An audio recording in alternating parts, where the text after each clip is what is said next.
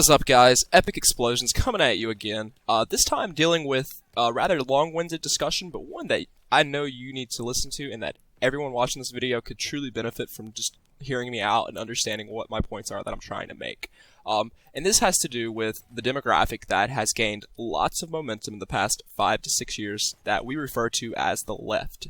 Now, the left does not need to be confused as a group of liberals. Now, plenty of liberals do make up the left, but the liberals are not the left, and that distinction probably needs to be made, more so than it has been. Getting on to my video and what I'm trying to get across. There are many sermons, I guess you could consider it, that the left loves to preach, such as this notion of if anything is oppressing you, or if anything is dictating the future success of your life, well, it's someone else's fault. Simply put, the left does not believe in individual responsibility. Examples of this are this. You're poor because you're black. You're poor because you're a minority. You're oppressed because white people are doing better and not sharing the wealth. You're oppressed as a transgender because of society. You're oppressed as a woman because of men. You see the pattern there? Nowhere in any of these leftist narratives is the idea of personal responsibility. But this is the heart of the left. They only believe in collectivized groups of people according to gender, race, nationality, or sexual orientation. Outside of these labels, there is nothing. There is no individual person responsible for their life. Basically, people are not the sole proprietors of their lives, but rather the mixed assimilation of a larger group of people. Sound like racism? Well, you'd be right in that sense, but these people purely prejudice others only on the basis of these shallow factors that I've just listed. Come to think of it, it is racism. But getting to an argument that needs to die, and that needs to die now, is white privilege. Just recently there was a video posted by MTV pretty much just telling white people what they need to do for the coming new year, and it was insane. Totally uncalled for. You can find it on YouTube, but MTV themselves removed it twice actually due to all the flack they're receiving, which gives me some hope that people are catching on. They're getting their wits about them. But anyways, white privilege. White privilege seems to be the pinnacle of desperation for the left, yet many people are falling for it. In essence, white privilege is telling white people to shut up purely on the basis of your skin color. You've probably seen the infamous video of a social justice warrior shouting down a white man, who was speaking common sense to a crowd of more social justice warriors. The libtard finally shouts, "What difference does it make? You're a straight white male." This later became a meme for reasons unknown. This right here is their argument, and their argument only. That because you're a white male, even worse if you're straight just like this guy was, then you must be innately privileged since birth, and you therefore have no right to be speaking out against these victimized idiots screaming oppression, only because you're a white male or female.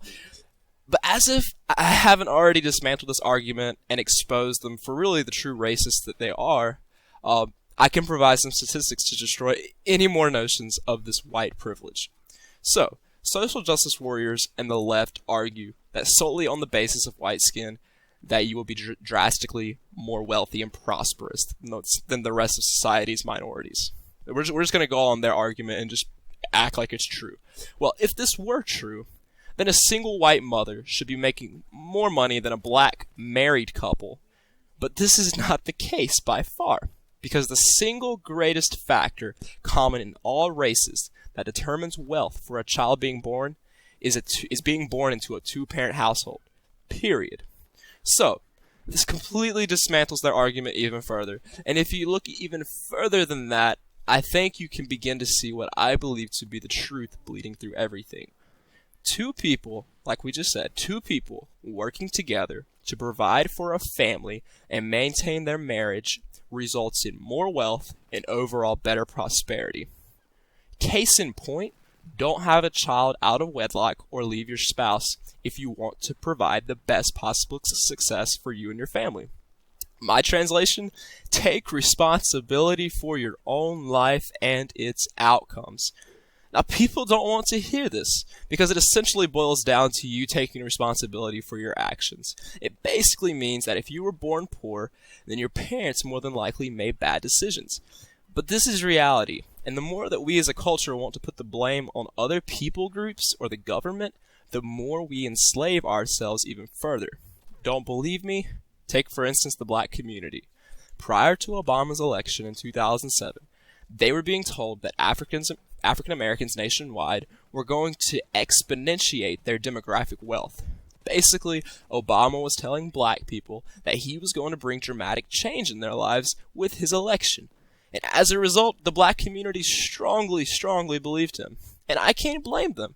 They were in a rough spot socioeconomically during this period.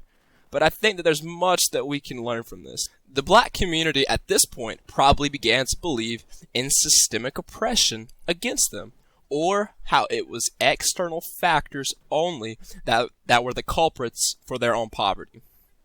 And this is sort of a subconscious mentality that really anyone can adapt, myself included. I mean, guys, it's very easy to believe that your own problems are because of someone else than perhaps just yourself.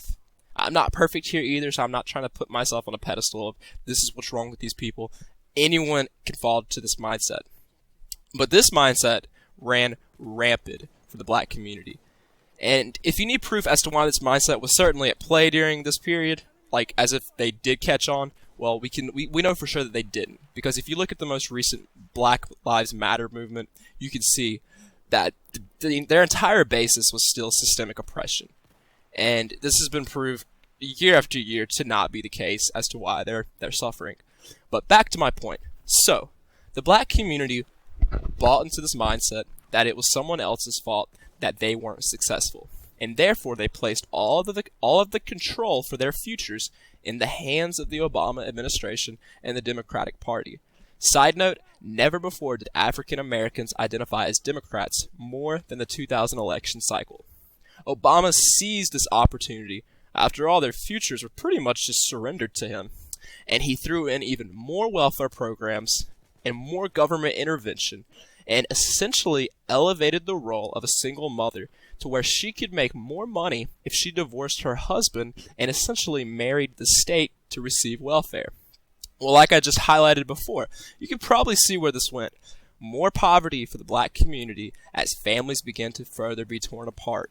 Since I come back to my central point that families produce more chances of wealth and prosperity. So you see here, this is the danger in believing that it is someone else's responsibility, particularly the government, to fix your problems. Now, say you want to, we're gonna tie back into the white supremacist argument, or the white privilege argument.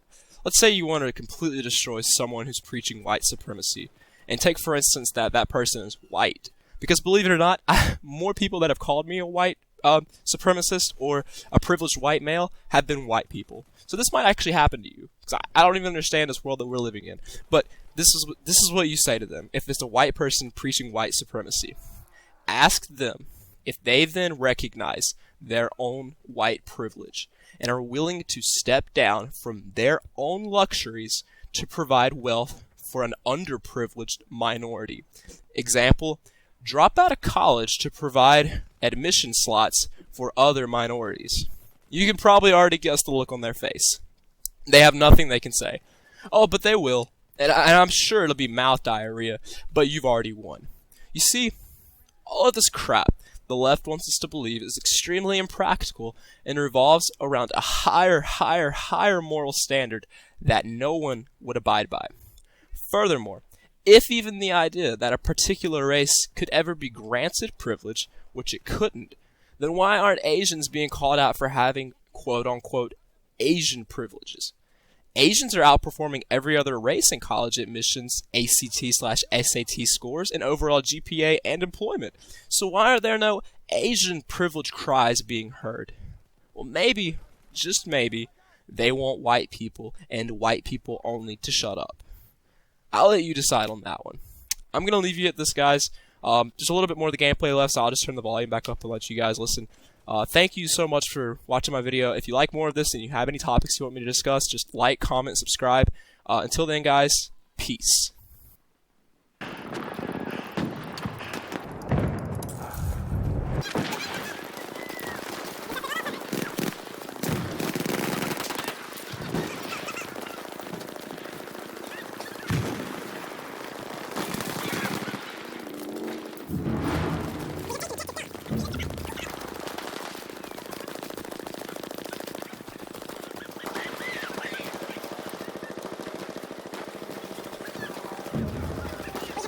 objective Charlie.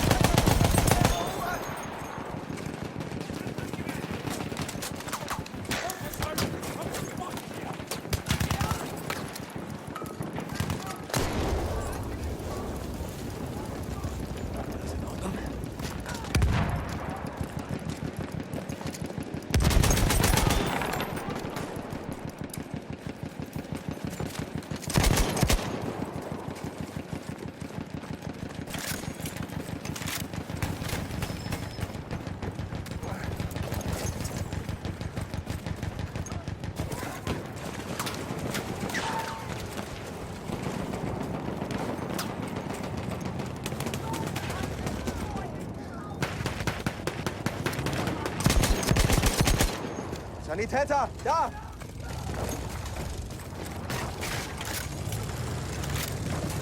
Munition, schnell!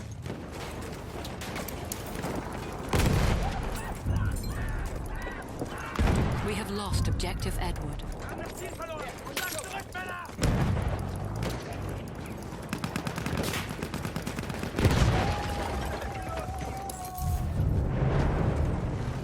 We have taken objective apples.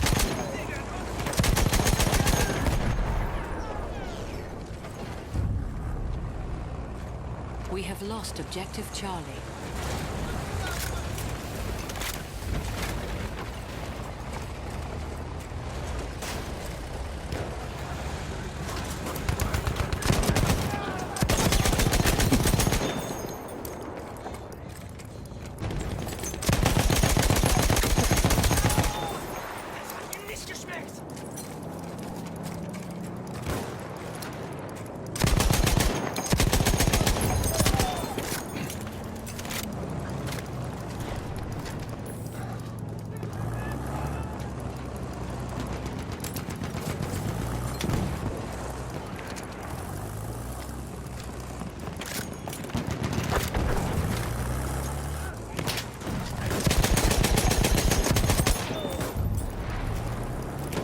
We have lost objective Edward.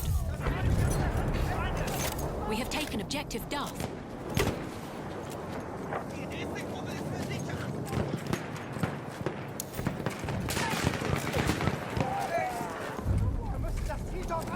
We have taken objective...